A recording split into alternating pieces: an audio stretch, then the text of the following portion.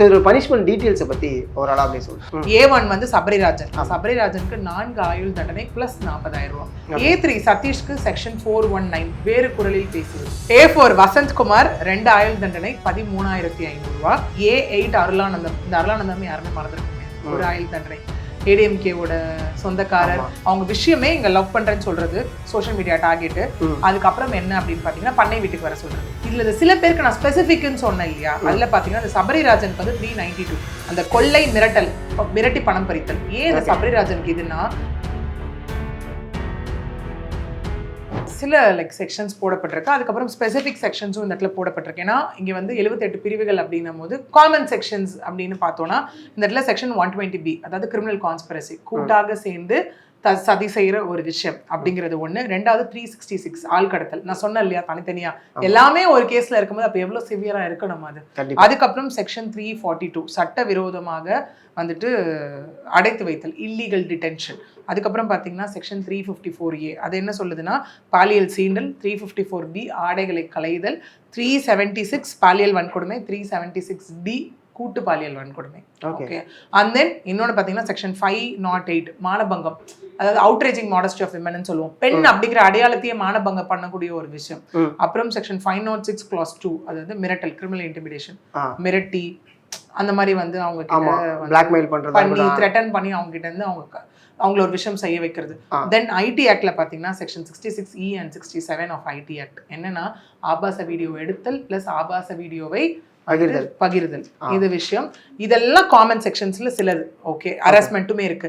இதுல சில பேருக்கு நான் ஸ்பெசிபிக்னு சொன்னேன் இல்லையா, அதுல பாத்தீங்கன்னா அந்த சபரிராஜனுக்கு வந்து 392 அந்த கொள்ளை மிரட்டல், மிரட்டி பணம் பறித்தல். ஏன் இந்த சபரிராஜனுக்கு இதுன்னா அந்த 19 வயசு பெண் இருக்காங்களா ஃபர்ஸ்ட், அவங்களை லவ் பண்றதா சொல்லி முதல்ல அந்த கார்ல வந்து வர வச்சதே இவன் தான். கூட தான் இன்னும் 3 பேர் வந்து அந்த கார்லயே அவங்களை கூட்டு பாலியல் வன்கொடுமை பண்ணி அந்த வீடியோ எடுத்து வச்சு மிரட்டினது எல்லாமே. அதுக்காக இந்த ஸ்பெசிபிக் செக்ஷன். A3 சதீஷ்க்கு செக்ஷன் 419 வேறு குரலில் பேசுவது. குரல் மாத்தி பேசி பெண்களை வர வைக்கிறது. அவங்க ஒரு மாதிரி ஆர்கனைசரா சீரியஸ் இதுவாதான் சீரியஸ் த்ரில்லர் கிரைம் அந்த மாதிரி தான் பண்ணிருக்காங்க. ஏன்னா அவங்க விஷயமே இங்க லவ் பண்றேன்னு சொல்றது, சோஷியல் மீடியா டார்கெட். அதுக்கப்புறம் என்ன அப்படின்னு பாத்தீங்கன்னா பண்ணை வீட்டுக்கு வர சொல்றது, லவ் பண்றேன்னு சொல்லி தன்னோட ஃப்ரெண்ட்ஸ்க்கு பர்த்டேன்னு சொல்லி அந்த மாதிரி வர வைக்கிற ஒரு விஷயமா தான் இருக்கு. ஓகே. அதுக்கப்புறம் இந்த இடத்துல A2 திருநாவுக்கரசு ரொம்ப முக்கியம். நான் சொன்னேன் இல்லையா அந்த இடத்துல இந்த போன், ஐபோன் அதெல்லாம் இருந்த ஒரு விஷயம் இருக்கு இல்லையா, அந்த பர்சன் தான் section 376D and section 376 clause 2 and sub clause N. இது என்னன்னா ஒரே ஒரு பெண்ணை மீண்டும் மீண்டும் பாலியல் வன்கொடுமைக்கு ஆளாக்கப்படுவது, அந்த மாதிரி ஒரு செக்ஷன்ஸ். இதெல்லாம் சில செக்ஷன்ஸ் இதுல போடப்பட்டிருக்கு. அதையும் தாண்டி இதுல மொத்தம் நம்ம 9 பேர் பார்த்தோம் இல்லையா. A1 வந்து சபரிராஜன். சபரிராஜனுக்கு 4 ஆயுள் தண்டனை பிளஸ் 40,000 ரூபா. ஓகே. இந்த நம்ம சொல்ல போறது எல்லாமே as per act, imprisonment or fine or with both. அந்த 85 லட்ச ரூபாய் இல்லாம. ஓகே. அது வந்து பாத்தீங்க அப்படின்னா இந்த இடத்துல வந்து செக்ஷன் 354 அது வந்து இந்த இடத்துல செக்ஷன் 357A ஆஃப் CRPC. இந்த மாதிரி ஒருத்தவங்களுக்கு இருக்கு அப்படின்னா இழப்பீடு கொடுக்கணும் ஃப்ரம் கவர்மெண்ட் சைட் அப்படின்னு சொல்ற ஒரு விஷயம். அந்த 85 லட்ச ரூபா அவங்க சைட்ல இருந்து வரும். அதை பாதிக்கப்பட்ட பெண்கள் அந்த 8 பேருக்கும் ஒருத்தவங்க வரல, 8 பேர் வந்தாங்க. அந்த 8 பேருக்கும் 10 லட்சம் 8 லட்சம் 6 லட்சம் பெர்சன்டேஜ் வைஸ் வந்து அங்க பிரிச்சு தரப்படும். இங்க எல்லாமே கேட்கலாம் பணம் கொடுத்துட்டா முடிஞ்சிருமான்னு. எதுவுமே முடிய போறது இல்லை, எதுவுமே ரிவர்ஸ் ஆக போறது இல்லை. பட் அவங்க அனுபவிச்ச மன உளைச்சல் மற்ற விஷயத்துக்கு எல்லாமே பொருளாதாரமாவே அவங்க வந்து நிறைய இழந்திருப்பாங்க. கண்டிப்பா அந்த விஷயம் எல்லாமே அவங்களுக்கு இந்த இடத்துல அவங்க அப்புறம் அதுக்கப்புறம் அவங்களோட டே டு டே லைஃப், அவங்க சைக்கலாஜிக்கல், அவங்க கோ த்ரூ பண்ண ட்ராமா, பிசிக்கலா கோ த்ரூ பண்ண ட்ராமா எல்லாமே இருக்கு இல்லையா. ஸோ A2 வந்து திருநாவுக்கரசு. இந்த திருநாவுக்கரசுக்கு 5 ஆயுள் தண்டனை. ஓகே. 30,500 ரூபா ஃபைன். A3 சதீஷ் 3 ஆயுள் தண்டனை 18,500 ரூபா. அவர் தானே அந்த மெமிக்ரி ஆர்டிஸ்ட். A4 வசந்த்குமார் 2 ஆயுள் தண்டனை 13,500 ரூபா. A5 மணிவண்ணன் 5 ஆயுள் தண்டனை 18,000 ரூபா. ஓகே. அப்புறம் A6 பாபு 1 ஆயுள் தண்டனை. A7 வந்து ஹெர்மான் பால் 3 ஆயுள் தண்டனை. A8 அருளானந்தம். இந்த அருளானந்தம் யாருமே மறந்துருக்க முடியாது, 1 ஆயுள் தண்டனை. ஏடிஎம்கேவோட சொந்தக்காரர் பிளஸ் அந்த யூத் விங்கோட ஃபங்க்ஷனரியோட மாவட்ட அமைப்புல இருந்தவர் எல்லாமே இந்த பர்சன் தான். ஓகே. இந்த பர்சன்ல வந்து அரெஸ்ட் பண்ணப்பட்டவங்க அதுக்கப்புறம் கடைசியா. அப்புறம் A9 வந்து இந்த இடத்துல அருண்குமார் 1 ஆயுள் தண்டனை. இதுதான் விதிக்கப்பட்ட ஒரு விஷயம். இதுல மென்ஷன் பண்ணிருக்க அமௌண்ட்டும் பாத்தீங்கன்னா இந்த இடத்துல வந்துட்டு பாதிக்கப்பட்டவங்களுக்கு தான் போகும். இது police to CBCID then to CBI.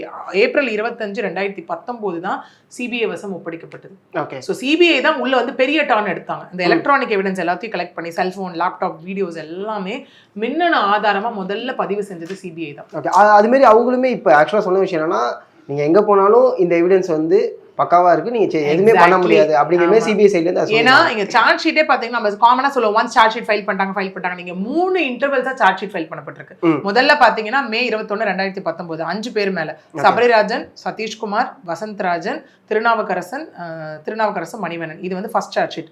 அடுத்தது பாத்தீங்க அப்படின்னா இந்த அருளானந்தம், ரொம்ப நாளா தேடிட்டு இருந்தாங்க இல்லையா, அருளானந்தம், ஹெரான் பால், பாபு, இவங்க பேர்ல பிப்ரவரி 22, 2021 second charge sheet, additional charge sheet. Third charge sheet வந்து ஆகஸ்ட் 14, 2021 அருண்குமார். இவங்க மேல எல்லாம் சார்ஜ் ஷீட் ஃபைல் பண்ணப்பட்டு கடைசியா ஏப்ரல் 5, 2025 அவங்க எல்லாருக்கும் குவெஷனிங் நடந்தது. ஃபைனலமா இந்த ஜட்மெண்ட் வந்ததை வந்து நம்மளால பார்க்க முடியுது. அது மட்டும் இல்லாமல் இந்த பாதிக்கப்பட்ட தரப்புல இருந்து வேற என்னது என்ன ஏதுன்னு கேட்குறப்போ கடைசியா இவங்க எல்லாம் இளைஞர்கள், நாங்க எல்லாம் எங்களுக்கு இன்னும் கல்யாணம் ஆமா கம்மி இது பனிஷ்மெண்ட்டை கம்மி பண்ண முடியுமா அப்படிங்கிற ஒரு டிஸ்கஷன், அதுக்கான பாசிபிலிட்டிஸ் இருக்கா? கண்டிப்பா கிடையாது. ஏன்னா பேரண்ட்ஸ் ஏஜ்டு அப்படின்னு என்ன சொன்னாலும் நம்ம சுப்ரீம் கோர்ட் ஜட்மெண்ட் இந்த இடத்துல இருக்கு, எந்த விதத்திலையும் இந்த மாதிரி கொடூரமான குற்றம் செய்பவர்களுக்கு நீங்க எந்த வித லீனியன்ஸையும் காட்டாதீங்க அப்படிங்கிறது. இது நம்ம எக்ஸாம்பிளுக்கு கேரளா கேசிங் எடுத்துக்கலாம். அந்த பொண்ணு ரொம்ப அழகா இல்ல நான் வந்து நல்லா படிக்கணும், எனக்கு லைஃப்ல எய்ம் இருக்கு, நம்ம தான் இது பேசணுமே, இப்பதான் பேசின மாதிரி இருக்கு, இவ்வளவு மாசங்கள் ஓடிடுச்சு. ஓகே. அந்த இதுல வேற இளைஞர்கள் வேற கல்யாணம் வேற பண்ணணுமா, இவ்வளவு பெண்கள், அதெல்லாம் வந்து ஒருத்தன் ஒருத்திக்காக இருக்க கான்செப்ட் அந்த கல்யாணம் எல்லாம். இத்தனை பேர் வாழ்க்கையை சீரழிச்சிட்டு இதெல்லாம் பண்ணிட்டு இந்த இடத்துல நான் கல்யாணம் பண்ணிக்கணும்னா இது எந்த விதத்துல எடுத்துக்க முடியும்? கண்டிப்பா. சீங்க நீங்க எல்லாருமே நம்ம எல்லாருமே டெத் பெனல்ட்டி அது ஒரு நாள்ல முடிகிற விஷயம், பட் இது வாழ்நாள் முழுக்க நரகம். ஏன்னா இயற்கை மரணம் எய்தும் வரை சிறையில் அப்படின்னா சிறையில் ஆயுள், கடைசிட்டில் லாஸ்ட் பிரேக், அங்கேதான் இறந்து போனா அங்கிருந்து தான் வெளில வரும். நீங்க உயிரா உள்ள போவீங்க, உயிரற்ற வெளில வருவீங்க, அதுதான் விஷயம். நிறைய ஃபியூச்சர்ல வர கேசஸ்க்கு எல்லாமே இந்த பொள்ளாச்சி கேஸ் ஒரு பிரசிடென்ட்டா முன் உதாரணமா இருக்கக்கூடிய ஒரு கேஸ் தான் இது. இதுல இருந்தும் நிறைய கத்துக்க வேண்டிய விஷயம் இருக்கு. இந்த பேரண்ட்ஸ் எந்த அளவுக்கு சப்போர்ட்டா நிக்கிறாங்களோ அந்த அளவுக்கு நிக்கணும். அதே மாதிரி அக்யூஸ்ட் பேரண்ட்ஸை பார்த்து கத்துக்க வேண்டிய விஷயம், தயவு செஞ்சு இந்த மாதிரி தப்பு பண்றவங்களுக்கு சப்போர்ட்டா நிக்காதீங்க. அவங்க பேரண்ட்ஸ் அங்க பாசத்தை கொட்டுறது என்ன, போகும்போது வரும்போது நம்ம அதே நம்மள வீடியோல பார்த்துருப்போம். கண்டிப்பா. அண்ட் இன்னொரு விஷயமே இருக்கு, என்னதான் பொலிட்டிக்கல் இன்ஃப்ளூயன்ஸ் இருந்தாலும் அது வந்து பிரேக் பண்ணும், கண்டிப்பா பிரேக் பண்ணும். பொலிட்டிக்கல் இன்ஃப்ளூயன்ஸ் இருந்தாலும் ஏன் ஃபர்ஸ்ட் இவங்க மேல எஃப்ஐஆர் வந்து சார்ஜ் ஷீட்டே விழுந்திருக்காதுல்ல. ஏன்னா இதுல பெயிலே கொடுக்கப்படலையே, பெயில் எல்லாம் உள்ள இருந்து தான் நடத்தினாங்க. ஃபியூச்சர்ல பரோலும் ஏதோ ஒரு காசஸ் கிடைக்குமான்னு கேட்டா அதுவுமே டவுட் தான் இந்த கேஸ்ல. ஏன்னா அவ்வளோ ஹீனியஸ் அஃபென்ஸ் இது. ஓகே. ஸோ எப்படியா இருந்தாலும் மாறலாம், திரும்பி மேல்முறையீடு போகலாம், ஃபைனலாக மேல்முறையீடு போகலாம், பட் ஜட்மெண்ட்ல மாற்றங்கள்ன்றது நம்ம எதிர்பார்க்க வாய்ப்பே கிடையாது. ஓகே. நான் ஏன் இடையில அந்த போக்சோவுடைய ரூல்ஸ் அண்ட் ரெகுலேஷன் படி இருக்கக்கூடிய இந்த ஹராஸ்மெண்ட் கேஸை கொண்டு வரலான்னு ஏன் கேட்டால், நிறைய பேர் வந்து இதை சொல்லியிருந்தாங்க. என்னன்னா அங்கே வந்து சேம் இதே தான், வீடியோ காலில் வந்து இன்வெஸ்டிகேஷன் பண்ணுவாங்க, விக்டம் வந்து வரணும்னு அவசியம் கிடையாது. ஸோ இவ்வளோ விஷயங்கள் இருக்குது, இதே மாதிரியே இந்த ஹராஸ்மெண்ட்டுக்குள்ளே நம்ம கொண்டு வரலாமே, அப்படிக்கான பாசிபிலிட்டிஸ் இருக்கா? பண்ண முடியாதுன்னு இல்லை. இப்போ பண்ணணும், இது சார்ஜ் ஷீட் ஃபைல் பண்ணணும் 90 daysக்குள்ள, அப்புறம் ட்ரையல் கொண்டு வரணும், எல்லாமே பண்ணலாம், பண்ண முடியாதுன்னு கிடையாது. ஓகே. பட் இங்கே எவ்வளோ விதமான உள்ள எவிடன்சஸ் இருக்குன்றது மேட்ரு. இது எல்லாமே நீங்கள் யோசிச்சு பாருங்களேன். ஒரு உண்மைத்தன்மை அறியும் ஒரு டெஸ்ட்டுக்கு அனுப்பிட்டு திரும்ப வர்றது என்ன ப்ராசஸ், அதுவும் இவ்வளோ வீடியோஸ், இவ்வளோ விஷயங்கள், இத்தனை பேர் எல்லாரையுமே ப்ரொடெக்ஷனாக கூட்டிகிட்டு வர்றது எல்லாமே இதுக்காக தான் இந்த ப்ராசஸ் எடுத்துக்கிட்ட விஷயம். இவ்வளோ 3 இன்டர்வல்ஸில் பாருங்க. First charge sheet 2019, second and third charge sheet வந்துட்டு 2021. அப்போ பார்த்துக்கோங்க, இதுல 2 வருஷம் கேப். புரியுது. அப்போ எவ்வளோ விஷயங்கள் அவங்க ஆராய்ஞ்சிருக்கணும் அந்த இடத்துல. டெக்னாலஜி பெரிய ரோல் அந்த இடத்துல, ஏன்னா எல்லாமே அழிக்கப்பட்டுருச்சு, வீடியோ இதுல இருந்து எல்லாமே. அதுக்கப்புறம் ரெக்கவரி பண்ணி தான் இதுல கொண்டு வந்தாங்க.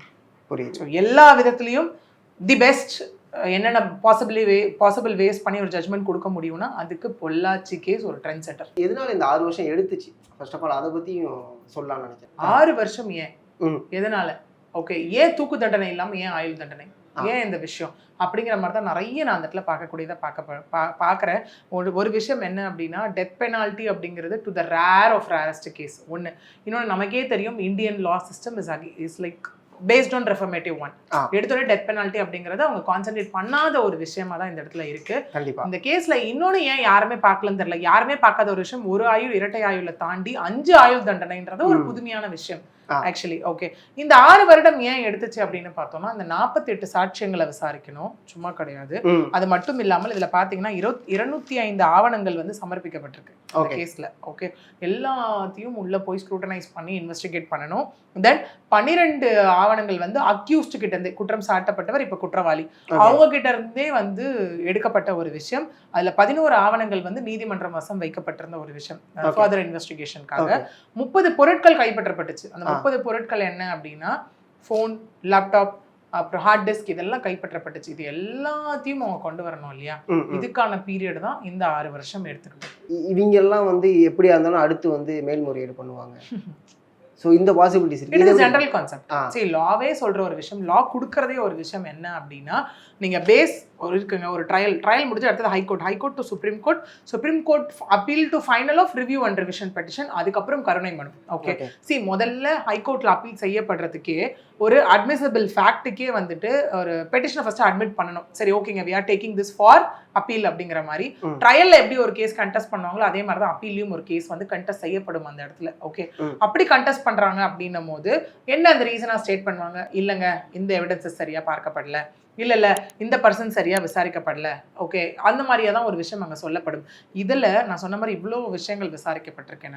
ஓகே, பட்டு அதாவது சொல்லப்பட்டது என்ன, 275 பெண்கள் அதுல பாதிக்கப்பட்டதாகவும், கிட்டத்தட்ட 1100 வீடியோஸ் அந்த ஃபோன்ல இருந்து எடுத்ததாகவும் ஒன்று. அதை தாண்டி 20 பேர் அடையாளம் காணப்பட்டு அதுல 8 பேர் இன்னைக்கு வந்திருக்காங்க. ஒருத்தவங்க வரல, 8 பேர். அதுல ஒருத்தர் கூட ஹாஸ்டல் விட்னஸா மாறல. பெரிய எவிடன்ஸ். ரெண்டாவது, இந்த கேஸ்க்கு பெரிய ஸ்ட்ராங்னஸ் வந்து பார்த்தோம்னா டிஜிட்டல் எவிடன்ஸ். ஓகே, அதுவும் டெக்னாலஜி தான். ஏன்னா எல்லாமே டெலிட் செய்யப்பட்டுருச்சு. இந்த இடத்துல ஃபோன்ல இருந்தது, லேப்டாப், ஐஃபோன்ல இருந்தது, லேப்டாப்ல இருந்தது, எல்லாமே டெலிட் செய்யப்பட்டாச்சு. யார் ஃபோன் இங்க அப்படின்னு பார்த்தோன்னா இந்த சபரிராஜனும் திருநாவுக்கரசு இவங்களோட லேப்டாப் அண்ட் ஐஃபோன் அதையும் ரெக்கவரி பண்ணாங்க. 3வது எக்ஸ்பர்ட் விட்னஸ். இவ்வளவும் ஸ்ட்ராங்கா இருக்கும் போது அது அப்பீலுக்கு முதல்ல அட்மிட் பண்றாங்களான்றது டவுட் தான். ஓகே, அப்படியே அட்மிட் பண்ணாலுமே இது வந்துட்டு மாறுமா, ரிவர்ஸ் ஆகுமான்றது பெரிய பெரிய பெரிய கொஸ்டின் மார்க் தான். சாத்தியங்கள் இல்லை, மிக மிக மிக மிக 0.% தான் இந்த இடத்துல இருக்கு. ஓகே, நீங்க சொல்லுங்க அந்த 0.% இருக்கு, அது எதை வச்சு மாறும்னு நினைக்கிறீங்க? மாறுன்றது இங்க இல்ல, குறைய போறது கிடையாது. அப்படியே அக்செப்ட் பண்ணாலும் இதே திரும்ப அடுத்தது ஜட்மெண்ட் தான் கொடுக்க போறாங்க அந்த இடத்துல. ஓகே, இது வந்து நிறைய பேர் சொன்னாங்க டெத் பெனால்ட்டியா மாத்துங்க, இதுவா மாத்துங்க அப்படிங்கிறது இருக்கு. இருக்க தண்டனைகள் தான் திரும்ப வந்து எடுத்துட்டு போகப்படுது. ஏன்னா மொத்தம் 78 பிரிவுகள் நீங்க சொல்லப்படுது. 78 பிரிவுல காமன் செக்ஷன்ஸும் போடப்பட்டிருக்கு, ஸ்பெசிபிக் செக்ஷன்ஸும் இந்த இடத்துல போடப்பட்டிருக்கு.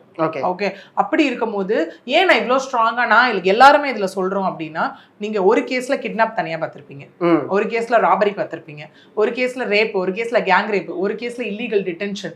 இது ஒட்டுமொத்தமா சேர்ந்தது தான் இந்த கேஸ். ஆமா, இது எல்லாமே சேர்ந்தது தான் இந்த கேஸ். ஓகே, அது மட்டும் இல்லாமல் 2013 நடந்த நிர்பயா கேஸா இருக்கட்டும், 2018 நடந்த லைக் உத்தவ், 2018 நடந்த கத்துவா, ஓகே, கத்துவா உணவ் ரேப் கேஸா இருக்கட்டும், இதுதான் வந்துட்டு 376Dன்ற ஒரு ப்ரொவிஷன். அதாவது கேங் ரேப்புக்கான punishment should not be less than 10 years கொண்டு வரப்பட்டது.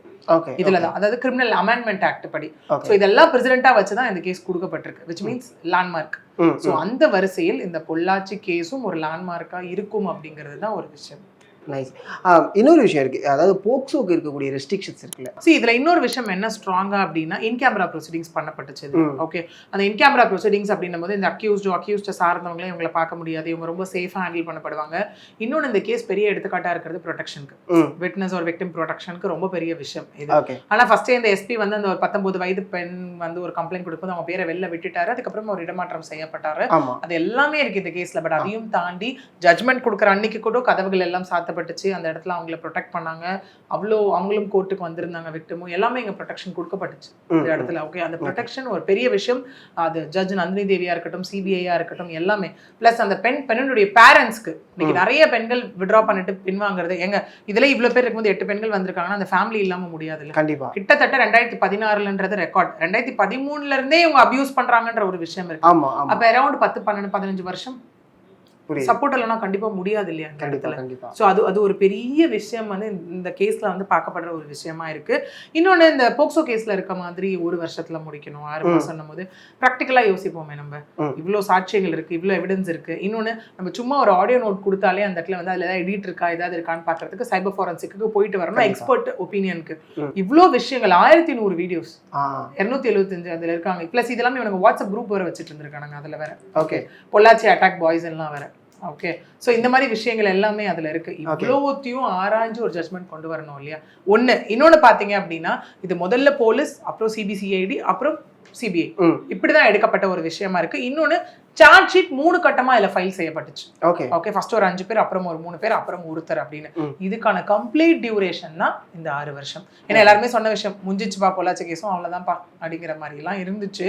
ஓகே, ஏன்னா அண்ணா யூனிவர்சிட்டி கேஸ் வரும்போது நம்ம என்ன பேசணும், பொள்ளாச்சி கேஸ் மாதிரி இதுவும் ஒன்னா ஆயிடும். இப்போ பொள்ளாச்சி கேஸ் வந்துருச்சு, அண்ணா யூனிவர்சிட்டி கேஸ் என்ன ஆக போகுது, அதுக்கும் சிபிஐ வேணும் அப்படிங்கிற மாதிரி ஒரு டர்ன் எடுத்திருக்கிறது தான் இந்த கேஸோட ஜட்மெண்ட். கண்டிப்பா. ஏன்னா இந்த 6 வருஷம் அவங்க எங்கேயும் மாறாம அவங்க எவ்வளவு த்ரெட்டிங் வந்திருக்கும். இல்ல ட்ரான்ஸ்ஃபர் வந்துச்சு அவங்களுக்கு, பட் மாற்றப்படல.